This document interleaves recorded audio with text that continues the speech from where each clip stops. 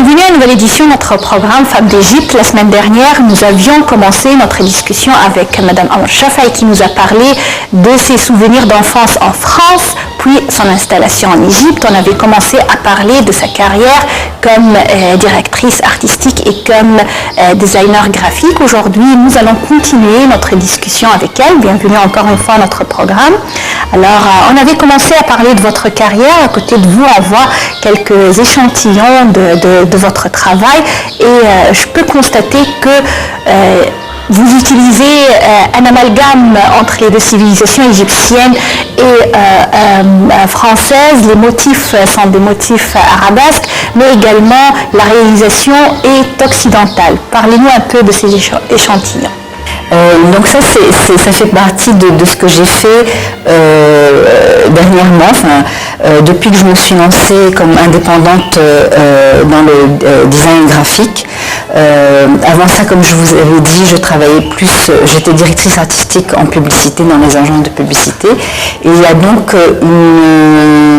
environ 13 ans, depuis 13 ans à peu près, je suis indépendante et je fais plus du design graphique. Donc voilà, je travaille essentiellement dans le domaine, si vous voulez, de l'hôtellerie, du luxe, de la culture. Donc ça, c'est des travaux que j'ai fait, celui-là par exemple, pour un hôtel. Donc je fais tout, je conçois tout, j'ai fait des logos, le design, le layout, ça c'est un menu d'un restaurant oriental. Donc j'ai fait appel à une artiste pour illustrer le menu, à une calligraphe marocaine qui s'appelle Fawzia Helmi, qui nous a fait du très très bon travail. Là, c'est un de mes clients, c'est l'ambassade d'Espagne. Donc voilà, c'était une semaine gastronomique pour présenter la gastronomie espagnole dans un hôtel. Donc j'ai fait l'invitation, le catalogue de présentation de la semaine. Donc je ne sais pas si on voit bien comme ça. Ça, c'était toujours pour le même restaurant égyptien de cet hôtel-là. J'avais juste eu l'idée pour présenter le menu, comme on est en Orient, de faire un étui masrabeya. Donc on sortait le menu comme ça et c'était juste une présentation comme ça. Là, c'est pour un restaurant marocain, toujours dans ce même hôtel d'ailleurs. Donc là, tout est en relief et c'est inspiré, comme vous disiez, c'est inspiré des motifs ornementaux marocains. Donc voilà. Là, j'ai travaillé pour ce menu-là avec une artiste égyptienne. On dit comment, suisse et égyptienne, je ne sais pas comment on dit, égypto-suisse, qui s'appelle Alia Kamel, qui m'a illustré ce menu avec des aquarelles comme ça, comme des sketches de paysages marocains. Voilà. C'était fait un petit peu comme un carnet de voyage en fait, hein, voilà, à travers le Maroc. Alors vous faites tout le travail ? Tout. Je fais la conception et je mets en place, je fais le design, le layout et je m'occupe de superviser l'impression. Donc avec les spécificités de l'impression que je demande. Par exemple, là, on a utilisé tel papier plutôt qu'un autre, etc. Et je livre en fait vraiment le produit fini au client. Voilà. Qu'est-ce que je peux vous montrer d'autre ? Là, c'était un menu pour enfants. Donc on ouvrait le menu comme ça, comme si c'était une grande gueule de crocodile qui s'ouvre, ou d'hippopotame, etc. Donc voilà.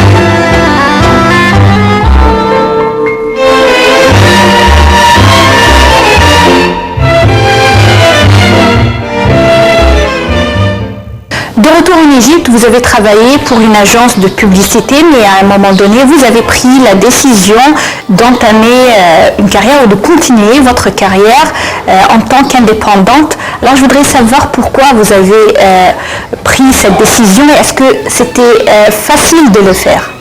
Alors pourquoi j'ai fait ce choix? Pour deux raisons. D'abord parce que le genre de communication que j'avais l'habitude de faire, de publicité que j'avais l'habitude de faire en France, et ça c'est une histoire de culture et de mentalité, n'était pas vraiment adapté à la culture et à la mentalité égyptienne. Comme on en parlait tout à l'heure d'ailleurs, même si de plus en plus elle est adaptée parce que la mentalité des Égyptiens a évolué par rapport à la publicité, par rapport à la communication. Et donc ils se sont mis un petit peu au niveau de la communication européenne. Et la création publicitaire s'est mise aussi au niveau de la création publicitaire qu'on peut trouver en Europe. Mais quand j'ai débarqué ici en Égypte il y a 15 ans, c'était pas comme ça. Donc comme j'ai trouvé que la façon dont je faisais mon métier ne fonctionnait pas trop, n'était pas assez adapté en Égypte, j'ai préféré me lancer dans le graphisme, le design graphique, dans la mesure où là, c'est un métier qui ne fait pas appel à la communication. On ne fait pas passer de message aux gens, comme la publicité, mais on crée des images, en fait, comme on peut voir là. Donc, en termes de communication, c'est universel, quoi. De créer des images, de vendre des images, donc, en fait, ce que je faisais, il n'y avait pas de problème d'adaptation. Donc voilà, et puis aussi parce que ça me faisait... Moi j'ai toujours aimé ça, hein, c'est un autre versant de mon métier qui me plaît beaucoup, vraiment beaucoup, beaucoup, je pense plus d'ailleurs. Et puis le fait d'être indépendante me permettait de gérer plus mon temps. Et c'est à l'époque mon fils était encore petit. Donc j'avais vraiment besoin de gérer mon temps comme je voulais pour m'occuper de mon fils. Donc voilà comment je me suis lancée comme indépendante dans le graphisme et ça je regrette pas vraiment, ça m'a encore plus épanouie. Et le fait aussi de travailler directement avec un client, c'est très gratifiant parce que voilà, on a un contact direct et le fait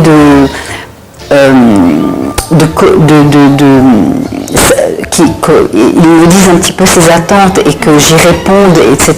Donc c'est plus gratifiant, c'est plus intéressant. Travailler comme designer indépendant, c'est pas évident de trouver une clientèle, un travail permanent. Et si on trouve la clientèle, comment la garder? Parlez-moi un peu de cette expérience, comment vous l'avez trouvée?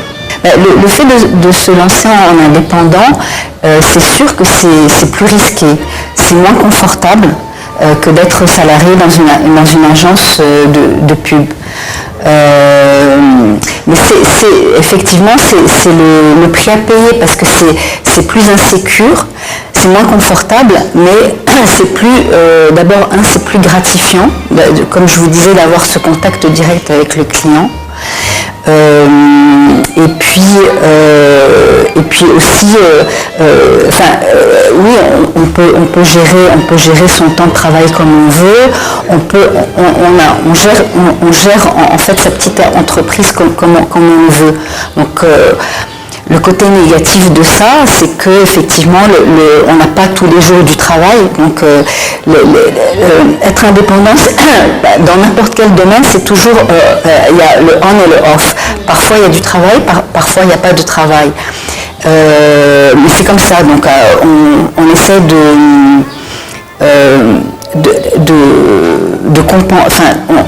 on essaie de gérer les moments où il n'y a pas de travail, en fait. Hein. Donc c'est une gestion du métier qui est différente, mais bon, on y arrive. Hein. Et puis il y a quelque chose d'autre de gratifiant aussi, c'est qu'on choisit quand même ses clients, on ne les impose pas. Donc voilà, moi voilà, donc il y a plein de bons aspects, et puis par rapport à...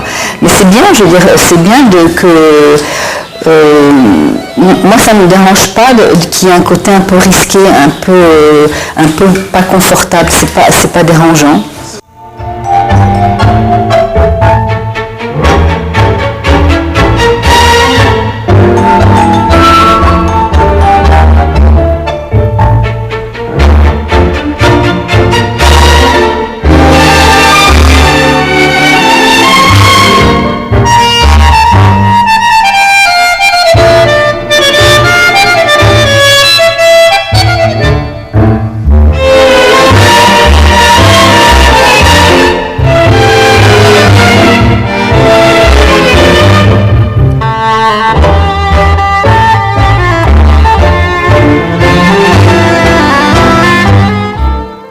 C'est-à-dire que vous avez quand même la liberté de refuser un client pour divergence de goût ou de vision. Oui, ça m'est arrivé rarement, mais ça m'est arrivé, oui. Quand je sais que par rapport à ce que le client attend, je ne pourrais pas le satisfaire comme il veut et comme je veux, oui. Oui. Mais c'est très rare quand même. Je crois qu'en réalité, ça peut être rare d'affronter une telle situation, puisque un client qui vient, il doit d'abord passer par votre portfolio, apprécier votre travail, et c'est pourquoi il vous choisit. Oui, quand même, oui. Ça passe effectivement par là, tout à fait. Parlons un peu de l'aspect familial de votre vie. Vous avez un fils de 12 ans. Alors, votre fils, comme vous, entre deux cultures, la culture égyptienne et française, comment pouvez-vous bien gérer ces deux cultures ? Ça se gère bien. Je pense que c'est enrichissant pour lui, pour n'importe qui. Le fait d'avoir deux cultures, c'est très enrichissant. Donc lui, oui, pour moi, je pense qu'il a de la chance d'avoir deux cultures. Je lui apprends à respecter les deux. Non, c'est une chance. C'est une chance. Votre fils passe par l'expérience inverse, c'est-à-dire que pour lui, il vit au quotidien en Égypte et les vacances, il les passe en France. Selon vous, il apprécie quelle vie beaucoup plus que l'autre, la vie en Égypte ou en France ? Il apprécie les deux. Ici en Égypte, c'est chez lui. C'est tout, il n'a pas de choix à faire là-bas, il adore parce que c'est les vacances, parce qu'il voit ses grands-parents, parce qu'il voit ses cousins.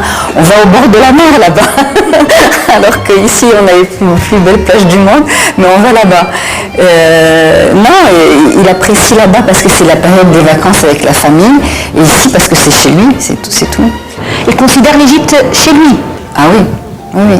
Alors, vous avez vraiment mis l'accent sur l'importance qu'il se sent égyptien et pas un étranger en Égypte. Mais ça s'est fait tout naturellement. Je dirais, depuis qu'il est tout petit, il est né en France, mais son pays c'est l'Égypte. Il n'y a pas de... Tout se fait naturellement.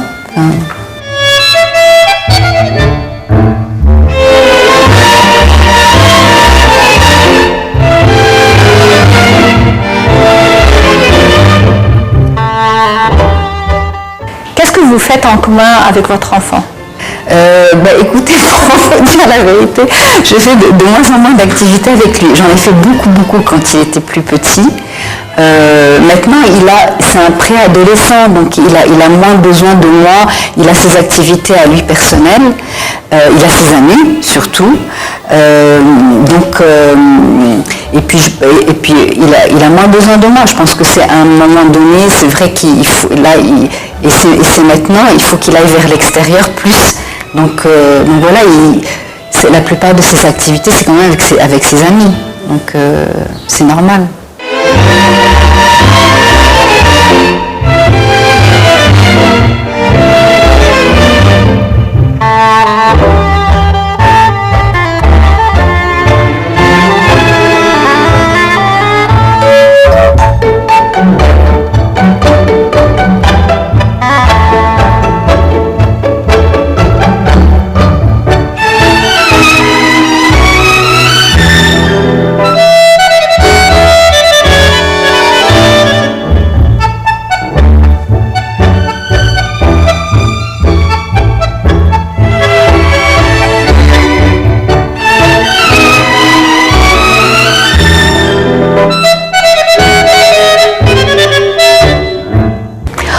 contemplant votre vie et votre carrière, quels sont les défis majeurs que vous avez affrontés?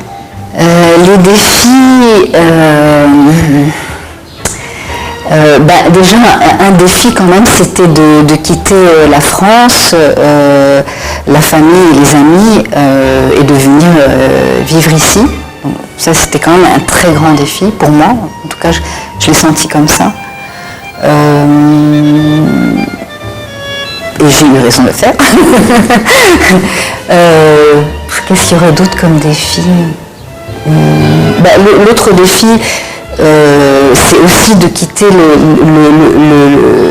ma carrière de publicitaire, si vous voulez, de créatif publicitaire, et de plus axer mon métier dans le design graphique et de me lancer à cette occasion en tant qu'indépendante. Donc ça aussi c'était un défi. Voilà. Si vous saviez au passé ce que vous connaissez aujourd'hui au présent, est-ce que vous auriez fait les mêmes choix, les mêmes décisions? C'est difficile, c'est une question très intéressante, c'est difficile à dire, hein, c'est difficile de répondre. Moi, je pars du principe que tout arrive quand on est prêt à l'accueillir, quand on est prêt. Donc, je ne pense pas que j'aurais pu faire ce que je fais maintenant. Je ne pense pas que j'aurais pu savoir il y a quelques années auparavant ce que je sais maintenant, parce que je pense que tout vient à temps, je pense. Donc non, j'aurais rien changé, enfin je ne changerais rien, non, je crois pas. Quand vous affrontez des problèmes et que les choses s'adurcissent un peu, qu'est-ce que vous faites pour vous en sortir? Alors, quand ça devient très dur, je demande de l'aide. La plupart du temps, d'abord à ma mère, et puis aussi à mes amis femmes, quoi. Et donc, oui, je manque de l'aide, quoi. J'ai cette chance d'être entourée. Donc, voilà. Alors, le conseil compte pour vous? Le conseil, le soutien, l'encouragement, oui, bien sûr. Ça nous mène à parler du meilleur conseil que vous avez reçu au cours de votre vie, et c'était de la part de qui? Ah là là, c'est difficile. Il y en a un qui me vient à l'esprit, c'est ma mère qui me l'a donné, qui m'a beaucoup servi. Elle m'a dit tout simplement, tu fais les choix que tu veux faire, mais ne les regrette jamais. Voilà, en fait, c'est vivre sans regret, c'est vivre léger, quoi. Donc je regrette, grâce à son conseil, j'ai jamais rien regretté, en fait, voilà.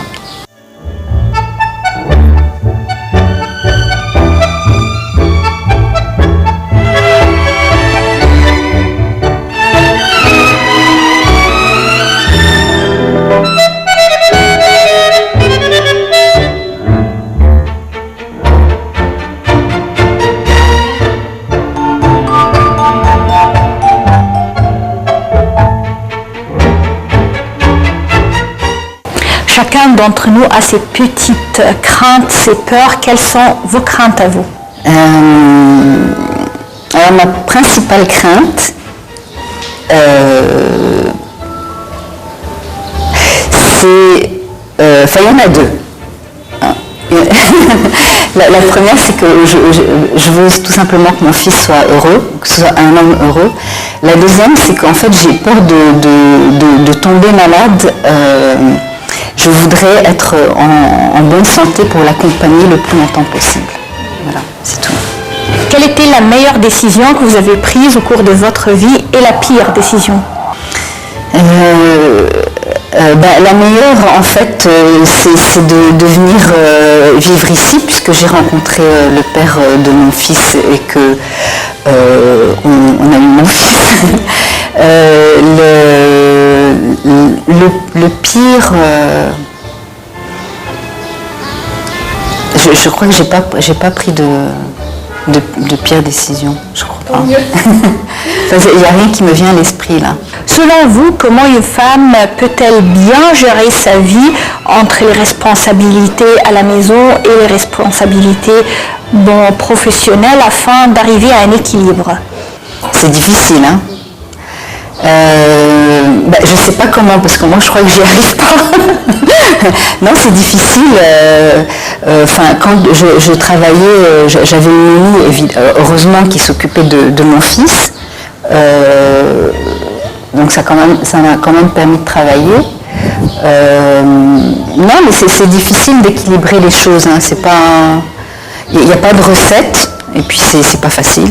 C'est-à-dire qu'on doit sacrifier un des aspects de notre vie pour réussir les autres aspects? Non, j'espère que personne ne sacrifie quoi que ce soit, parce qu'on ne devrait pas avoir à sacrifier, et puis ce serait difficile quand même de... moi, par exemple, entre mon métier et mon fils, jamais j'aurais sacrifié mon fils.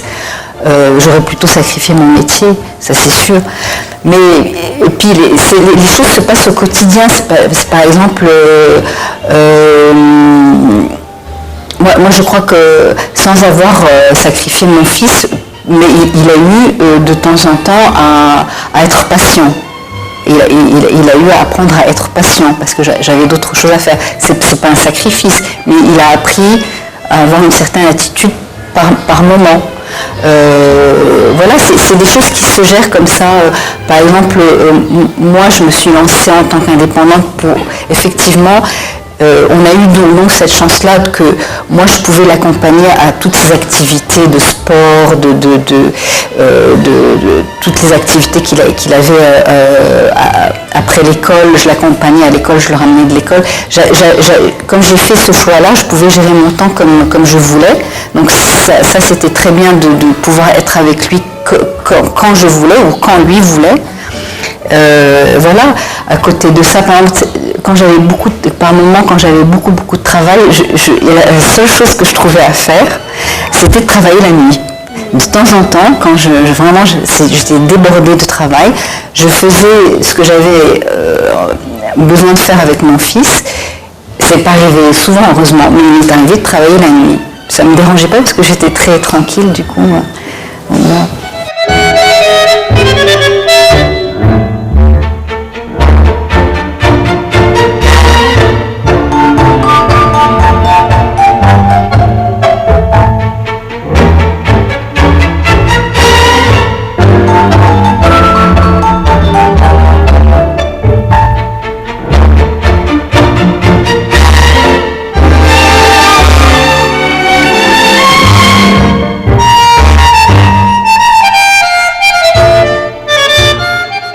Comme enfant, quel était votre métier de rêve? La réponse est immédiate, je rêvais d'être danseuse. Voilà, pas danseuse de ballet, hein, pas du tout. Je rêvais d'être danseuse de variété. Oui, vous savez, par exemple, Claude François, vous connaissez les Claudettes. Dans les émissions de télé, il y a toujours, avec le chanteur ou même sans chanteur, des groupes comme ça qui dansent pour faire un divertissement ou pour accompagner un chanteur. Donc j'aurais rêvé de faire ça. Voilà. Qui est la femme qui vous a inspiré le plus au cours de votre vie? J'ai pas vraiment de femmes qui m'ont inspirée, j'ai pas vraiment de modèle. Mais en fait, hier, en regardant mes photos d'enfance, j'ai effectivement beaucoup de photos de ma grand-mère paternelle, c'est-à-dire la mère de mon père, chez qui on allait chaque été. En haut, elle habitait au 4e étage. Et oui, c'est quelqu'un que j'aimais, j'allais dire, mais j'aime beaucoup, quelqu'un de pétillant qui faisait de la vie quotidienne une fête, qui apportait de la vie à la vie quotidienne. Et dans ce sens-là, elle m'a marquée en fait. Elle m'a marquée. Voilà. Pour clôturer notre édition, je voudrais savoir, êtes-vous optimiste ou non à propos de l'avenir de l'Égypte et de la femme égyptienne? Oui, moi je suis plutôt optimiste. Pour deux raisons. D'abord parce que, on est passé au travers de choses ces derniers temps. Donc déjà, ça c'est la preuve que l'Égypte va s'en sortir. Moi, je pense que le peuple égyptien a prouvé que c'était un peuple à part. Sans rentrer dans des détails comme ça, je pense qu'on va s'en sortir. À cause de la mentalité égyptienne, c'est un peuple courageux, intelligent, qui a beaucoup d'humour, donc intelligent. Et moi je suis optimiste avec le gouvernement en place. Vraiment, je suis optimiste. Pour l'avenir de la femme, oui, je suis optimiste aussi parce que pour les mêmes raisons, c'est une femme égyptienne. La femme égyptienne, c'est aussi une femme à part. C'est une femme, comme on l'a vu, c'est une femme très courageuse. J'ai envie de dire, les femmes égyptiennes, c'est des hommes. Si, quelque part, si, c'est des femmes très courageuses. Je sais pas, oui. Et elles sont endurantes. Et d'ailleurs, elles ont toujours été comme ça, historiquement. Et à n'importe quel niveau social aussi. Donc, si, je suis optimiste. Madame Omar Shafai, à la fin de notre interview et de la part de l'équipe de Femmes d'Égypte, on vous remercie infiniment. Merci. C'est moi qui vous remercie. C'était un plaisir.